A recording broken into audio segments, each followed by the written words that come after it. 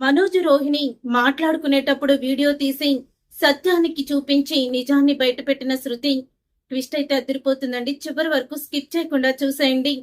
ఇక రవి గదిలో కూర్చొని ఆలోచిస్తూ ఉంటాడు. ఏంటి రవి ఆలోచిస్తున్నావని శృతి అయితే అడుగుతూ ఉంటుంది.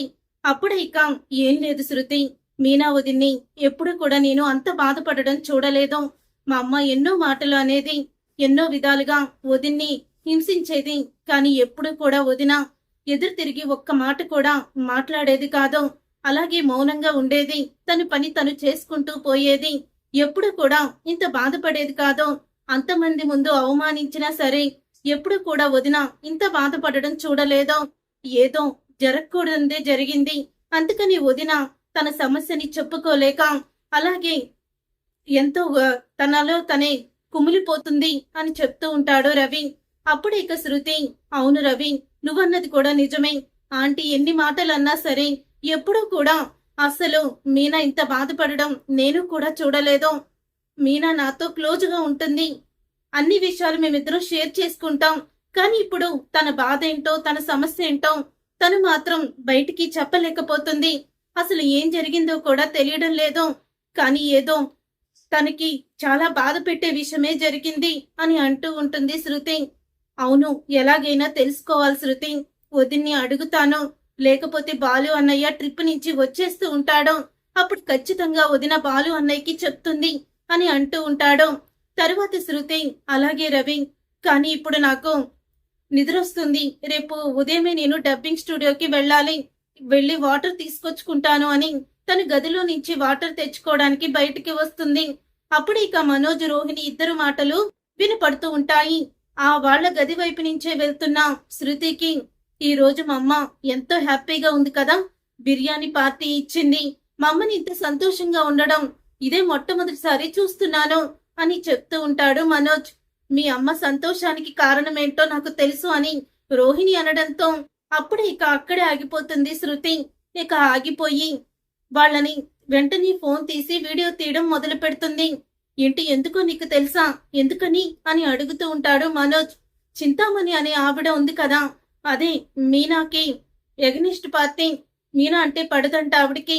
ఆవిడ మీనాకి వచ్చిన 10 లక్షల ఆర్డర్ని చెడగొట్టింది. మీనాకి రావాల్సిన డబ్బులేవో రాలేదట. ఇప్పుడు మీనా ఆ బయట నుంచి తీసుకువచ్చిన అప్పుని ఎలా తీర్చాలా అని రాత్రి నుంచి తను సతమతమైపోతుంది.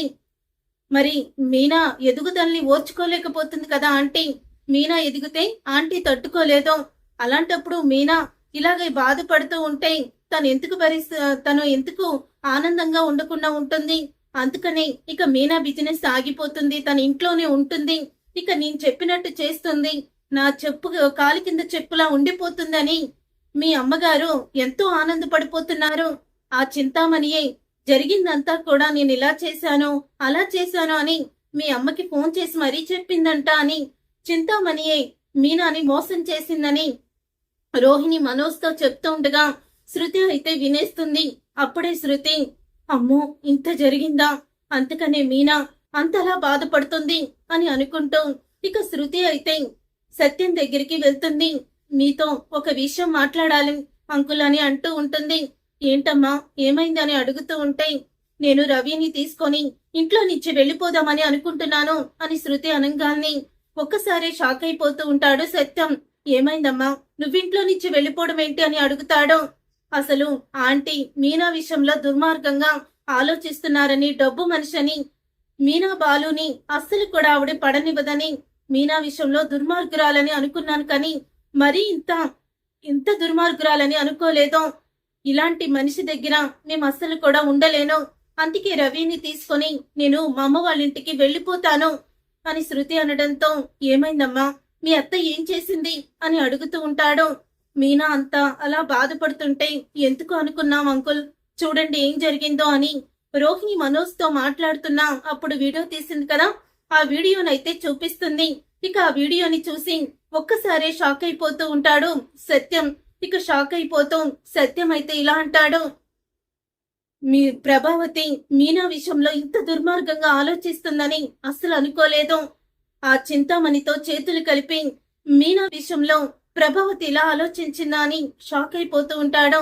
చూసారుగా ఫ్రెండ్స్, మరి చింతామణియే మీనాని మోసం చేసిందని, దాంట్లో ప్రభావతి పాత్ర కూడా ఉందని తెలుసుకున్న సత్యం ఏం చేయబోతున్నాడు, అసలు ఏం జరగబోతుంది అనేది రాబోయే కథలో తెలుసుకుందాం. ఈ వీడియో కనుక మీకు నచ్చితే తప్పకుండా లైక్ చేసి ఛానల్ ని సబ్స్క్రైబ్ చేసుకొని పక్కనే ఉన్న గంట సింబల్ పై ఆల్ అని క్లిక్ చేయండి.